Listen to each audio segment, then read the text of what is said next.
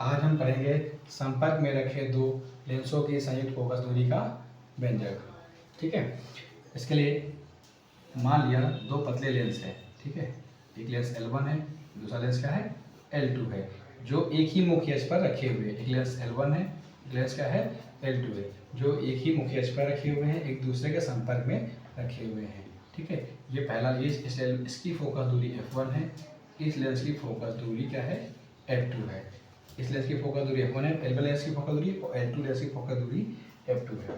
एक बिंदु वस्तु है जो मुख्य अक्ष पर रखी है, बिंदु वस्तु O मुख्य अक्ष पर रखी है। L1 लेंस के सामने मान लेते हैं U दूरी पर रखी है, U दूरी पर एक वस्तु बिंदु वस्तु O रखी है।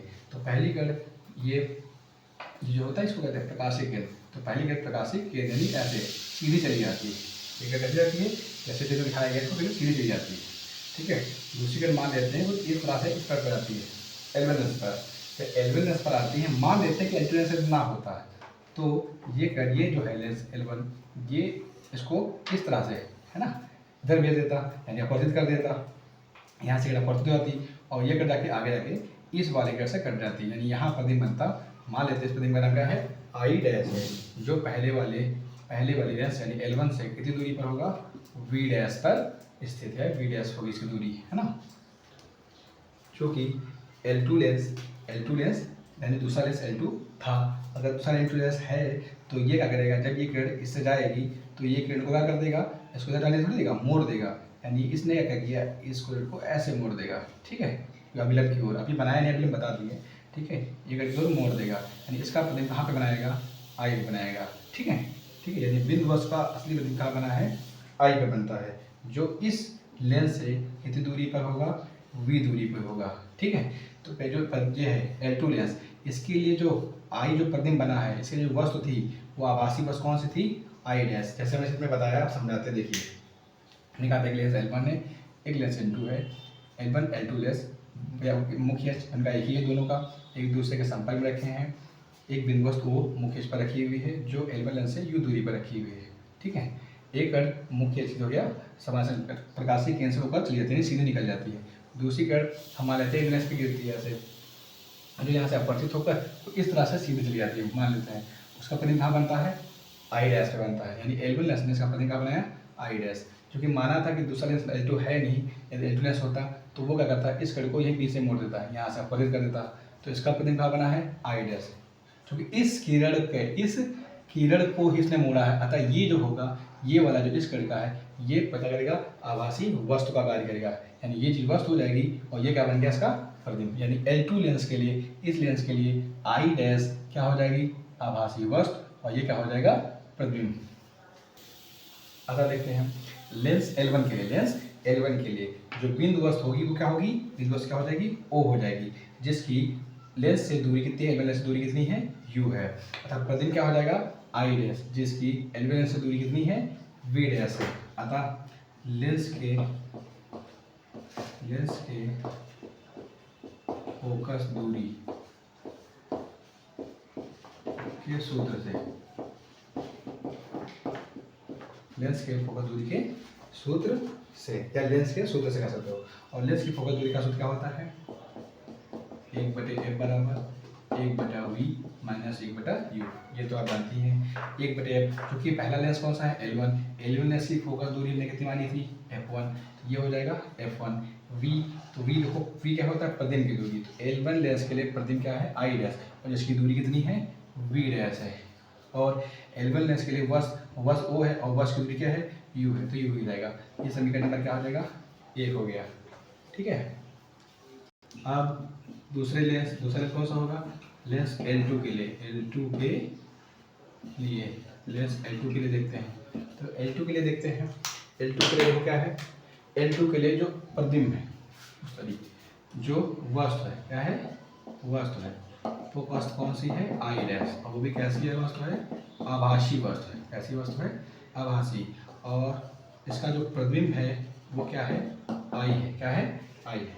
तो L2 लेंस के लिए जो I डैश है वो वस्तु है, और वस्तु की दूरी कितनी दी है, ये तो इस लेंस से दूरी पहले से पता ही थी कितनी थी V डैश, और इसके लिए वस्तु है, तो यानी ये दूरी इसके लिए बराबर हो जाएगी, यानी वस्तु की दूरी, यानी अगर यहाँ से कह सकते हैं तो ये वस्तु का लिखते हैं u, तो u बराबर क्या हो जाएगा v डैश, कुछ इस तरह से, है ना। अतः इस L2 लेंस के लिए जो वस्तु की दूरी होगी वो कितनी हो जाएगी v डैश, और इसका प्रतिबिंब बना था I डैश पे, यानी प्रतिबिंब की दूरी कितनी हो जाएगी v हो जाएगी। अब पुनः लिखेंगे लेंस की फोकल दूरी के सूत्र से, लेंस की फोकस